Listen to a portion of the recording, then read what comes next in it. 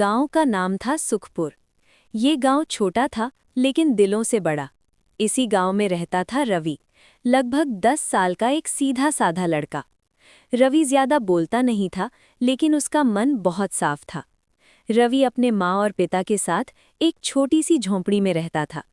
पिता खेतों में मजदूरी करते थे और माँ घरों में काम करके किसी तरह घर चलाती थीं। पैसे कम थे लेकिन प्यार की कोई कमी नहीं थी। हर सुबह रवि अपनी माँ के साथ उठता, पानी भरने जाता और फिर पिता के साथ खेत तक जाता।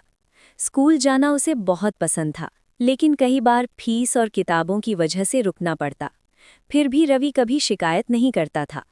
एक दिन गांव में खबर फैली कि शहर से एक बड़ा साहब आने वाला है। वो गांव के बच्चों से मिलेंगे और जो बच्चा सबसे अच्छा निकलेगा उसे पढ़ाई के लिए मदद मिलेगी।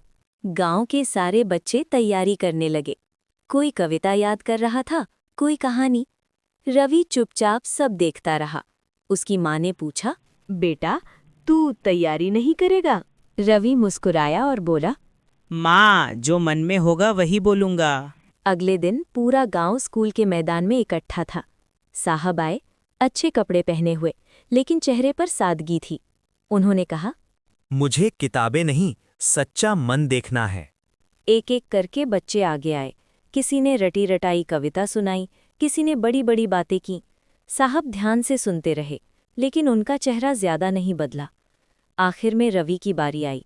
उसके कपड़े पुराने थे, पैर में चप्पल भी नहीं थी। कुछ लोग हंसने लगे। रवि थोड़ा घबराया, लेकिन फिर उसने आंखें बंद की और बोलना शुरू किया। बेटा, तुमने जो कहा वो किताबों में नहीं मिलता।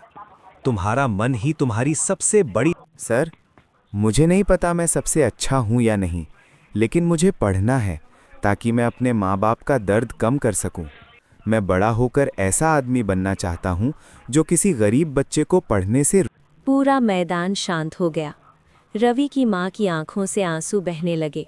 साहब की आंखें भी भर आईं। साहब उठे, रवि के पास आए और उसके सिर पर हाथ रखा।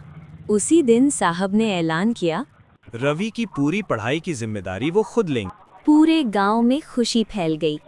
माँ, आज मन का सच जीत गया।